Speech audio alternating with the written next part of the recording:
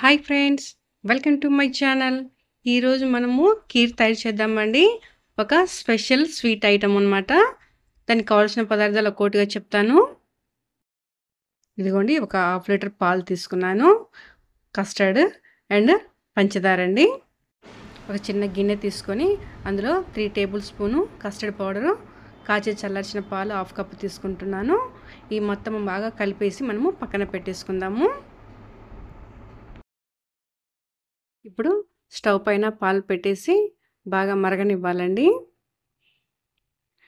ఒక 5 to 10 minutes మనకు పాలు బాగా మరిగిన తర్వాత ఇందులో మనకు కీర్కి సరిపడా పంచదార యాడ్ చేస్తున్నానండి.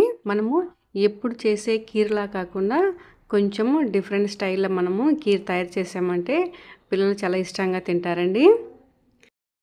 ఇదిగోండి, మనము ముందుగా రెడీ చేసి పెట్టేసుకున్నాం కదా కస్టర్డ్ పాలు, అవి కూడా ఇప్పుడు యాడ్ చేస్తున్నాను. ఈ కీర్ మనకు తక్కువ టైంలోనే ఈజీగా అయిపోతుందండి. చాలా సింపుల్గా ఒక 10 నిమిషాల్లోనే మనకు కస్టర్డ్ కీర్ మొత్తం రెడీ అయిపోతుంది.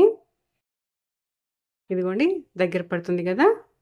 ఇప్పుడు ఓ పావు కప్పు డెసికేటెడ్ కొబ్బరి పౌడర్ కూడా యాడ్ చేస్తున్నాను.